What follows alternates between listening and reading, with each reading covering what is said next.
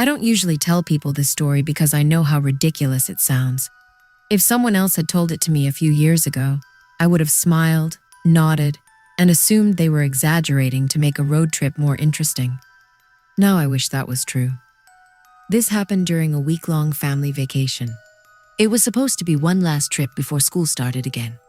It was just the four of us, 2 adults and 2 kids, traveling across the country in our SUV, taking back roads instead of highways whenever we could.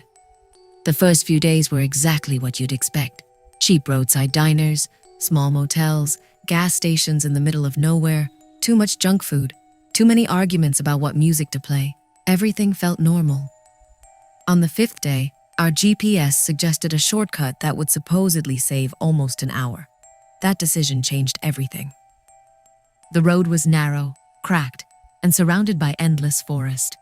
We hadn't seen another vehicle for nearly 40 minutes. The kids had fallen asleep in the back seat. The sun was starting to disappear behind the trees, turning everything orange before fading into gray. The farther we drove, the quieter it became. Even with the windows slightly open, there weren't any sounds from birds or insects. It was just silent. Eventually, we noticed something standing on the shoulder of the road. At first, it looked like a family. 2 adults, 2 children, all wearing old-fashioned clothes. They weren't waving. They weren't trying to flag us down. They were just standing there, perfectly still. One of the adults was holding an old suitcase. The other had one hand resting on one of the children's shoulders. They stared directly at our vehicle as we approached. We slowed down. One of us said maybe they had broken down somewhere nearby. The other wasn't so sure. Something didn't feel right. They hadn't moved an inch. No panic, no urgency. Just staring. As we got closer, one of the kids in the back suddenly woke up. Without looking outside, they quietly asked, "Why are those people smiling at us?" Neither of us had mentioned anyone outside. The child couldn't have seen them yet. We both looked at each other, then back toward the roadside. The entire family was smiling. Not normal smiles, the kind where the mouth stretches too wide, but nothing else on the face changes. No blinking, no movement, just those smiles. Every instinct told us to keep driving, so we did. As we passed them, every member of that family slowly turned their heads, keeping their eyes locked on our SUV until they disappeared behind us. Neither of us said a word for several minutes.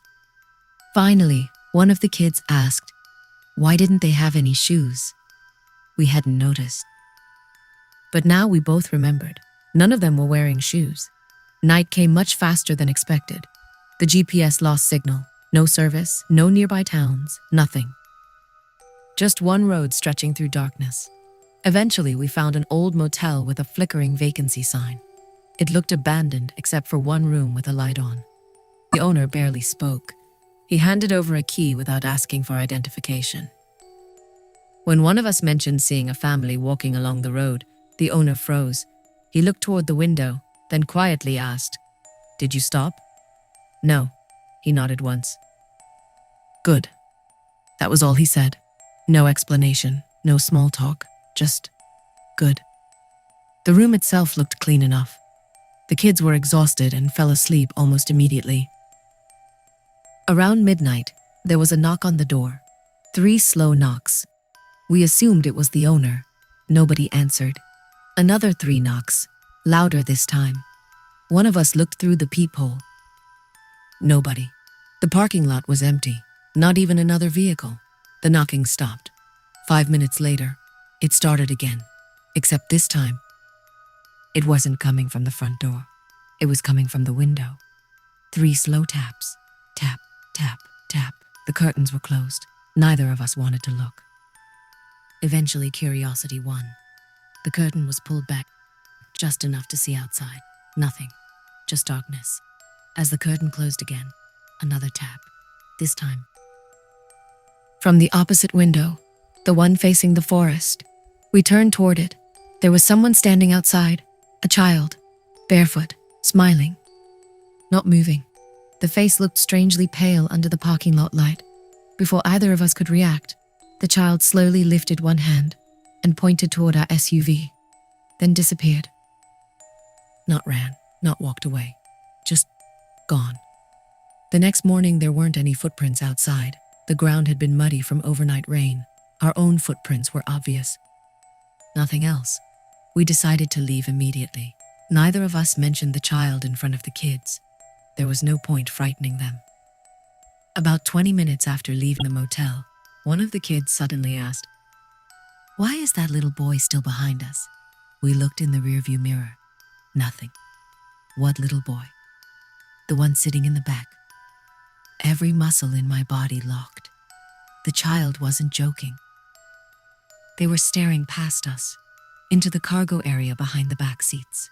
Slowly, very slowly. One of us looked into the mirror again.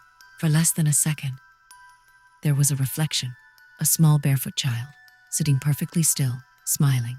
Then, nothing. The reflection vanished. The cargo area was empty. We pulled over immediately.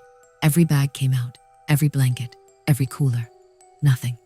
The kids were confused. We told them something had rolled into the back. That was the only excuse we could think of. For the rest of the drive, strange things kept happening. Every gas station receipt showed 5 people instead of 4. One cashier casually asked, "Where's the other little one?" Another asked if the youngest child wanted a sticker. We only had 2 children. A family photo taken with a self-timer looked blurry. Not because someone moved, because there appeared to be another small figure standing between the adults. Too distorted to identify, but definitely there. We deleted it immediately. That night we stayed somewhere else, a newer hotel. Everything seemed normal. Until one of the kids refused to sleep. They kept insisting someone was standing inside the closet. We opened it. Empty. 5 minutes later, they pointed again. He's back.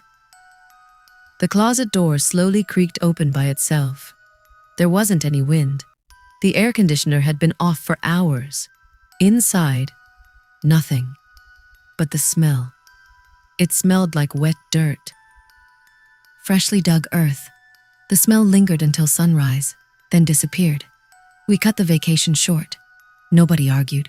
Everyone just wanted to go home. The drive back felt endless. Around sunset, traffic came to a complete stop because of construction.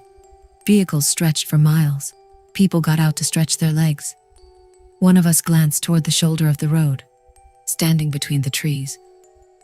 Was that same family, the adults, the children, still barefoot, still smiling, watching traffic, watching us. They were too far away to see clearly. Yet somehow, it felt like they were making direct eye contact. One of the kids screamed from inside the SUV. "They found us!" The second those words were spoken, every member of that family lifted one hand. Not waving, beckoning, slowly curling one finger toward themselves, inviting us. Traffic started moving again. We drove away without looking back.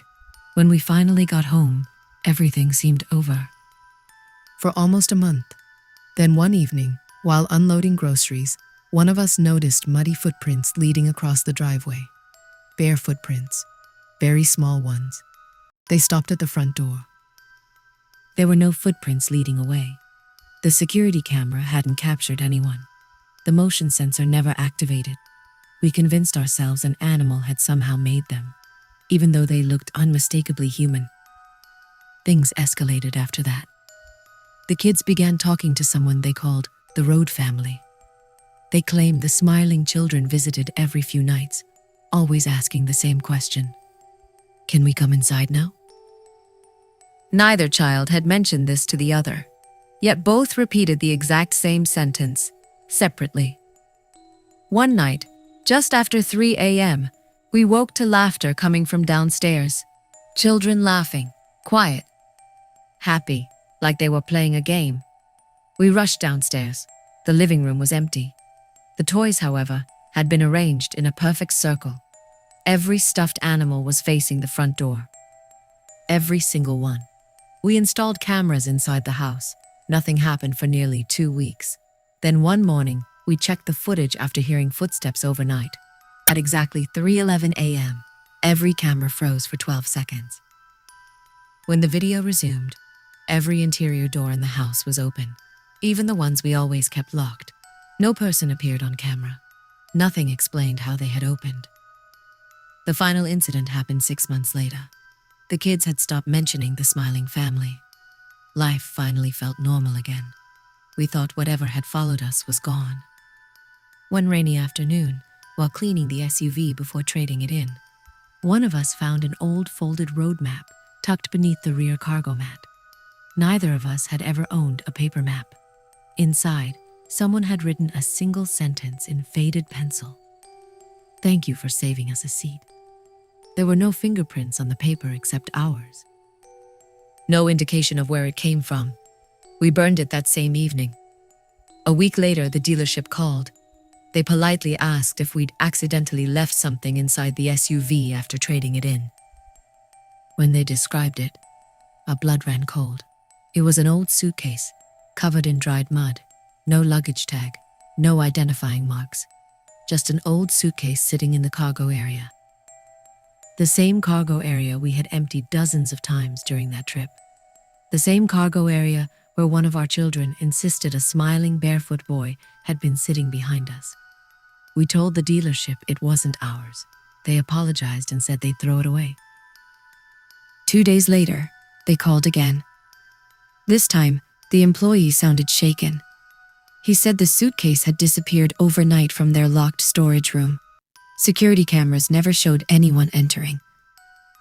Before hanging up, he asked one last question that still keeps me awake. Have any of your kids ever talked about another family traveling with you? My name is Derek, and this happened during a summer road trip my family took across Western Canada 3 years ago. I've never believed in ghosts. Even after this happened, part of me still tries to explain it logically. But there's one thing I can't explain. And neither can my wife. It started as the perfect family vacation. My wife, Marissa, our 12-year-old daughter Emma, our 8-year-old son Tyler and I rented a small cabin outside a quiet mountain town in British Columbia. We'd spent 4 days hiking, fishing, roasting marshmallows, and doing everything families are supposed to do on vacation. The cabin itself looked old but charming. The owner mentioned it had been standing since the late 1940s. Besides creaky floors and weak Wi-Fi, it seemed completely normal. The first strange thing happened on our second night. Tyler woke us up around 2 a.m. crying. He insisted someone had been standing beside his bed. I figured he'd had a nightmare. Kids imagine things. Melissa comforted him, and eventually he fell asleep in our room. The next morning, Emma laughed at him. "You probably saw your own shadow." Tyler didn't laugh. "It wasn't a shadow," he whispered. "It was a lady." We brushed it off. Kids say weird things. The vacation continued without any problems, or so we thought. On our last evening, we decided to take one final drive through the mountains before heading home to Alberta the next morning. The roads were empty. The sunset painted everything orange. It was honestly one of the prettiest drives we'd ever taken. About 40 minutes outside town, we noticed an old wooden church sitting alone near the highway. It looked abandoned. Half the windows were broken. The parking lot was overgrown with weeds. Emma wanted pictures because she loved creepy-looking buildings. Melissa wasn't thrilled, but we stopped anyway. The place felt wrong. Not dangerous, just heavy, silent. Even the birds seemed absent. Emma walked around taking photos while Tyler refused to leave the SUV. He kept staring toward the church doors. "She's there." Melissa looked confused. "Who's there?" "The lady." Again, the same lady. I got annoyed. "Enough, Tyler." But he started crying. "I don't want her coming home with us." Those exact words. I remember them because Melissa and I joked about them later, at the time. Emma finished taking pictures after about 10 minutes. As we drove away, I glanced in the rearview mirror.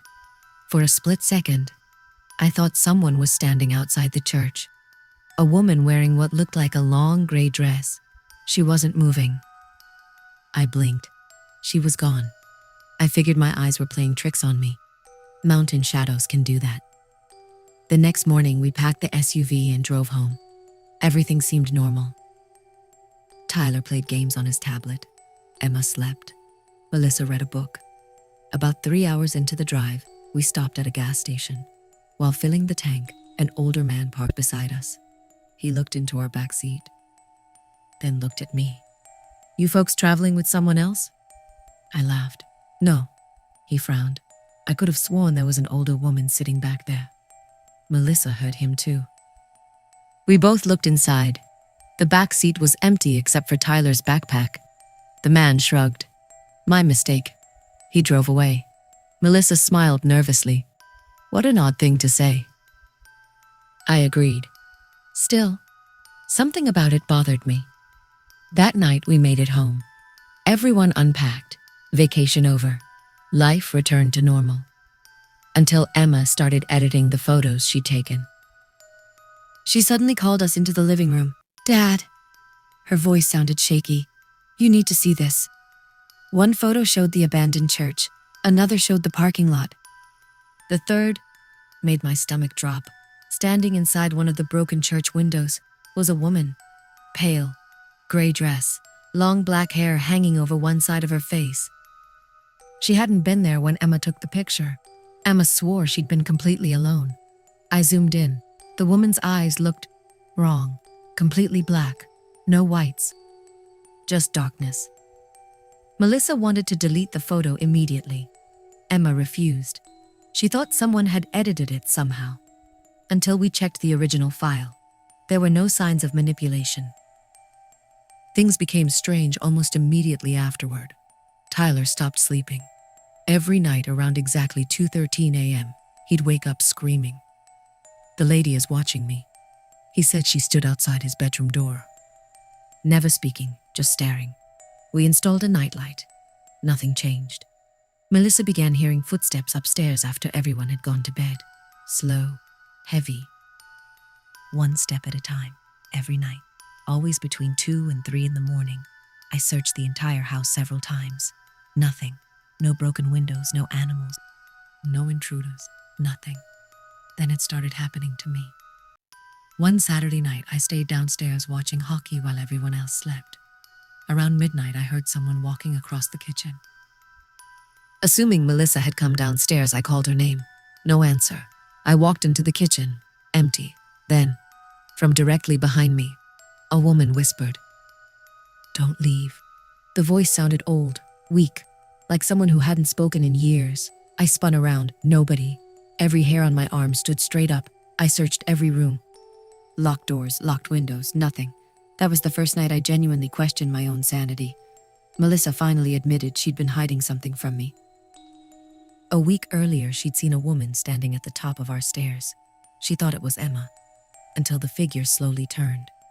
The face didn't have any eyes, just empty darkness. Melissa screamed. The woman vanished instantly. She hadn't told me because she thought stress was getting to her. Now we both knew something wasn't right. We decided to delete every photo from the trip, especially the church picture. Emma reluctantly agreed. She emptied the recycle bin, gone forever. Or so we thought. The following morning, the picture had returned. Same folder, same timestamp, same woman in the window. Emma burst into tears. "I deleted it." I believed her, because I'd watched her do it. That afternoon, I copied the picture onto a USB drive, then smashed the drive with a hammer. I also deleted every digital copy again. Problem solved. Wrong. That night, our living room television turned itself on at exactly 2:13 a.m. The screen displayed a slideshow. The only image showing was that same church photo, over and over. No USB connected, no slideshow programmed, just the same image repeating every 10 seconds. I unplugged the television. The screen stayed on for another 15 seconds, then went black. The next morning, Melissa refused to stay in the house. We checked into a hotel. Oddly enough, nothing happened there. No whispers, no footsteps, no nightmares. The moment we returned home 2 days later, everything resumed. like whatever it was, had been waiting. I finally contacted the owner of the cabin. At first, he seemed hesitant, then he sighed. "You stopped at the old church, didn't you?" My heart sank. "How do you know that?" He was quiet for several seconds. "You're not the first family." Apparently, travelers had been stopping there for years. Some claimed to see a woman. Others reported hearing whispers after visiting. Most ignored it. A few called him later, asking strange questions. He said locals avoided the church completely. Nobody knew the full story anymore. Only that people believed a woman had died there decades ago under mysterious circumstances. He told us one sentence I'll never forget. "Sometimes she follows people who notice her." We decided to sell our house. Not because we believed ghosts could own property, but because we couldn't take another sleepless night. After moving, everything stopped. No footsteps, no whispers, no nightmares. Tyler finally slept peacefully again. Life slowly returned to normal for almost a year. Then last October, Emma called me while she was away at university. She sounded terrified. "Dad? What?" "I found something." She'd been organizing old files on her laptop. She insisted she'd never copied vacation pictures onto it, but somehow, there was one image. The church. The woman.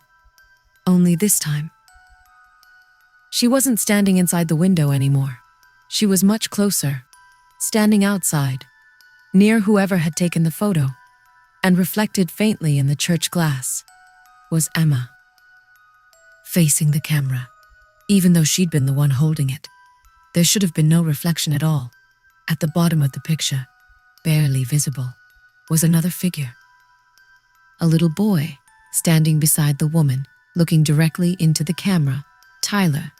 Except Tyler had been sitting inside our SUV the entire time. Emma deleted the photo immediately. She shut down her laptop and drove home that weekend. We never found the picture again. At least, not on her computer. A few months later, while cleaning out a drawer in our new house, Tyler found an old vacation postcard we'd never seen before. None of us remembered buying it. The front showed the abandoned church. On the back, written in faded handwriting, were just 6 words. "Thank you for taking me home."